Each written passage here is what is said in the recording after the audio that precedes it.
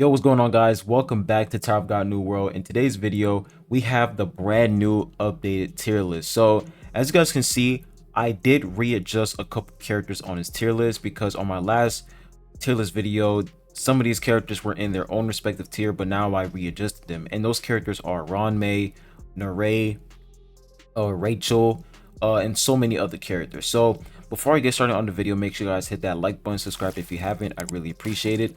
And if you guys are new here on the channel, I have a Discord server. So if you guys are interested in joining, I'll post the server link in the comment section down below so that you guys can join up. But anyways, let's not waste any time. Let's go ahead and hop right into the video. All right, so the character that I changed on this tier list, I already said it earlier, but there are like more characters that I changed, including Punisher. Punisher was A tier on my last tier list, but I put him in S tier. And the reason why is because Punisher, he is a really good unit the more copies you get on him, and he is really tanky. Like, he has good survivability because of his summoned unit, which is the Bull. So Punisher, he definitely belongs in that S tier depending on how many copies you have on him. Ron May, I put her in A tier because she doesn't really provide much to the whole team besides her shield and some energy, and that's pretty much it. And she can do some pretty good damage, but other than that, that's like the only thing she's pretty much good for. So I feel like A tier is a really good spot for her. And I also moved Rachel right here, not the green element Rachel, but the purple element Rachel. I moved her in A tier because she's not really needed in the end game because you have other purple element units who are just way better. She is still a good unit overall when it comes to like AoE damage, being able to group up enemies into one spot. She's really good when it comes to that. But other than that, I feel like there are just other units who can just do way more than just, AoE attacking. So she's a really good unit to pair up with Kun Agüero. But other than that, I feel like Rachel, she definitely belongs in that A tier for now. And Naray, I put her in B tier because she is a good energy providing unit, but that's like the only thing she's good for. So I feel like Bomb, like, he's just the best energy provider overall in this entire game because he just provides a ton of energy, and he's such a good unit to pair up with DPS units because he can just immediately allow them to use their special skill, which is really dope. So Naray is a good battery unit at the beginning phase of the game, but once you reach the end game, she's not really needed as much as Bomb. So yeah, I feel like B tier is a solid tier for her. And I'm pretty sure there are like another group of characters that I readjusted. So I'll say those are like the main characters I wanted to talk about. Now, as you guys can see, we have Vicente. So Hwaryun is an S tier, and if you guys haven't watched my last video about Hwaryun and Vicente, basically these two characters together are absolutely, like, they're just really good together. I feel like without Hwaryun, Vicente won't be able to do as much damage as much as possible because of Hwaryun's passive, which allows him to get that additional attack and additional crit. And if Vicente is able to eliminate the enemy who has the mark, your entire team will gain 400 energy, which is absolutely cracked. So right off the bat, I'm putting him in S tier. Now, the reason why I didn't put him in the meta tier, meta is basically S plus tier. Let's just say that meta is S plus. The reason why I didn't put him in that S plus tier is because Vicente is an amazing unit, especially with Hwaryun. I feel like if I were to put Hwaryun in A tier, I would put Vicente in A tier. Whatever tier Vicente is in, Hwaryun follows him because they work perfectly together. Like, you need both of them together in order for him to work properly. So the reason why I put Vicente in S tier is because, yes, he is a great damage dealing unit, but when it comes to, okay, what I notice is sometimes he's not able to one shot. There are some situations where he can't one shot. It sometimes happens. So it's definitely RNG. Like, he can definitely one shot Vio. He can one shot Iwa. There's so many DPS units he can one shot, but sometimes it just doesn't happen. And he has great survivability, but at the same time, he can die immediately because he just goes, like, once he does his one shot attack, he would charge straight to the front line.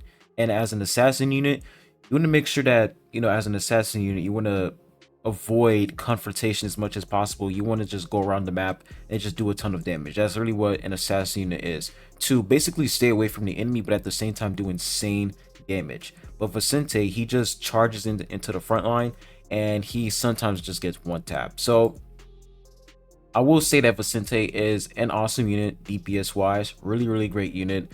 Red element definitely needed an assassin unit, and he excels at that. He's really good at single target damage, being able to eliminate the enemy right off the bat. Really good unit overall. But in some certain situations, he won't work in everything. And you guys got to understand, like, not a character isn't going to be great in every single situation. Like, there are some times where you're gonna have to use another team comp for, another floor or stage, because some of these characters, they don't work for every single floor. That's why the meta tier is mostly for characters who can work literally in every single floor. So Vicente, sometimes he doesn't work in every single floor, but I will say that in PvP, he is absolutely crazy in PvP, because the fact that he can one-shot in PvP, he basically allows your team to survive longer, because he's eliminating the main DPS unit, which is really, really great. So if you're trying to counter a Vile, Vicente is definitely the answer. If you're trying to counter a Yiwa, Vicente is the answer. But it depends on your stats. It depends on how many accuracy you have, how much evasion you have, but mostly accuracy, because if you don't have a lot of accuracy on him, he won't be able to do insane damage with the one shot. So, and I also want to talk about two ignition weapon sets. So the one that I'm using on him right now is Rihanna set, but if you want more survivability for Vicente, Bergamot will be a good ignition weapon option for him for more survivability because of that lifesteal. But me personally, I'm just choosing Rihanna set because I just feel like Rihanna set allows him to do a ton more damage. So that's basically Vicente. I feel like Vicente, he is a very, very good character. Red Element, they were in desperate need of an assassin unit who can basically one shot. But the thing is, we also have other one shot units like Michael, who can do some insane one shot damage. So you have Vicente, who is basically competing with Michael and so many other one shot units. But me personally, I just feel like Vicente is just way better than Michael because of Hwoarang. I just feel like Hwoarang, her passive just works perfectly with Vicente, because Michael, I'm pretty sure Michael, he doesn't target the highest attack unit. He only targets the unit that is standing right in front of him. That's literally it. Versus Vicente, he literally targets the enemy who has the highest attack. That works perfectly with Hwoarang. So he's basically getting a buff from Hwoarang's passive, which allows him to get a guaranteed one shot. Sometimes it doesn't happen, and sometimes it does. It's just RNG, to be honest. But yeah, if you were to ask me which unit is better, me personally, in my opinion, I feel like Vicente is better than Michael. Is what I'm saying a fact? No. What I'm saying is probably not a fact, but I'm just saying, in my opinion, I feel like Vicente is better than Michael because of Hwoarang. Hwoarang just works perfectly with Vicente. So, like I said, don't take this tier list to heart. This tier list is mainly my opinion and also y'all's opinions, because I remember I did a poll for you guys in my community post, and most of you said that Vicente is a good unit.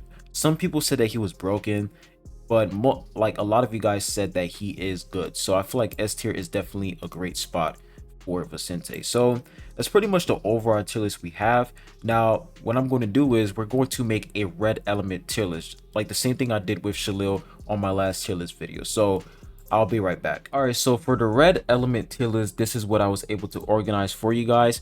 So in S plus tier, I feel like the only S plus red element unit is Vile, and the reason why is because the guy is just broken. He does insane damage, just nuclear one-shot damage. He's like the best red element DPS in the game. But of course, he's going to require a decent amount of investment in order for him to actually be good.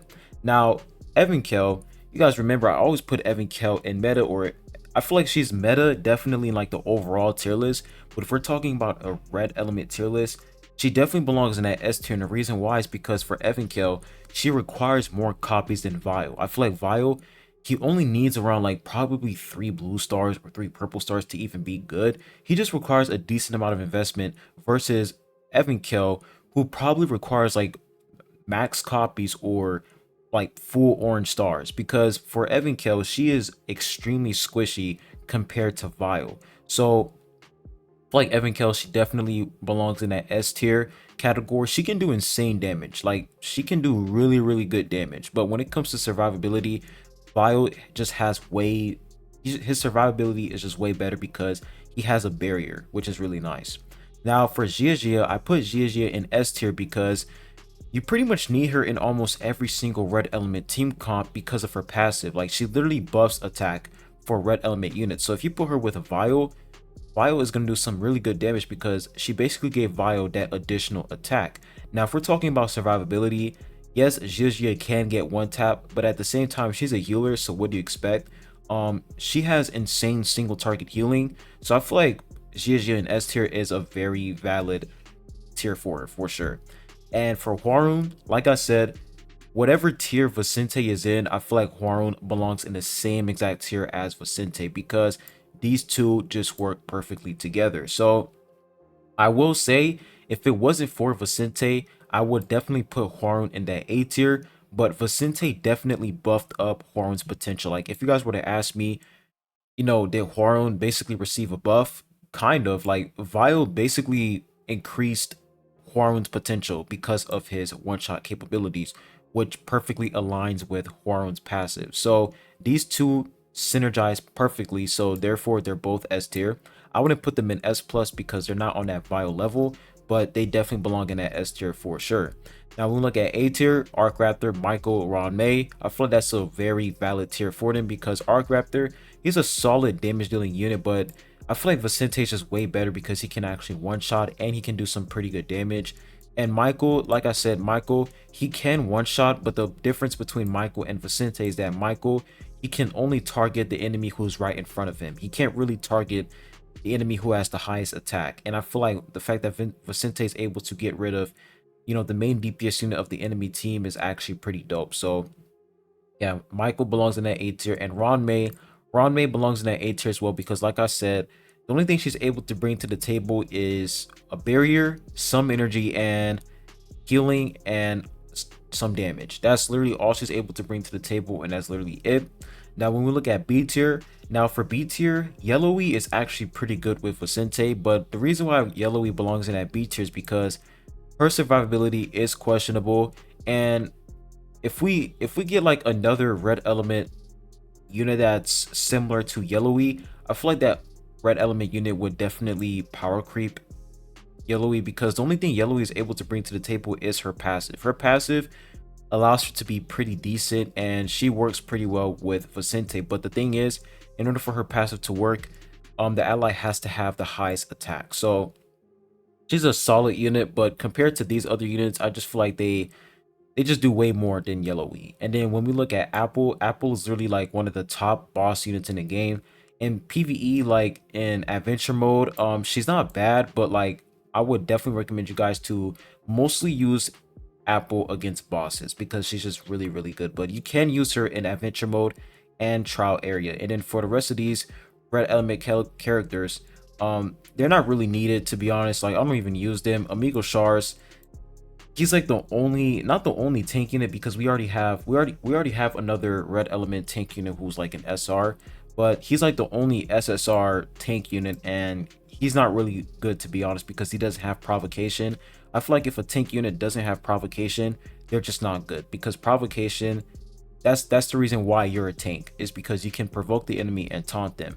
But Amigo Shars doesn't have provocation, which makes him kind of mid, to be honest. And Anok, the same thing for Anok. She can do some good damage, but compared to these other units, she's just very below average, just not that good. And this guy, he can do some pretty good damage as well, but like I said, we have better options, so there's not really a point to invest into these characters when we already have characters who can do way more than them. So this is pretty much the red element tier list. I feel like all these characters, they're not useless. That's why I didn't put them in a useless category. I feel like you can have some sort of usage by using these characters, but like I said, the only thing we're missing for red element is a tank unit. That is the only thing we're missing. We're missing a solid tank unit. So I hope the next character we get is a red element tank, because once we get a red element tank, red element is complete. It is complete. We don't have to worry about survivability because we have a red element tank unit who can proc provocation. So yeah, that's pretty much all I have for you guys. If you guys have any thoughts, any opinions, please put it down in the comment section down below. But anyways, I'll be ending the video at that. Make sure you guys hit that like button, subscribe if you haven't. I really appreciate it. And I'll be catching you guys on the next one. Peace.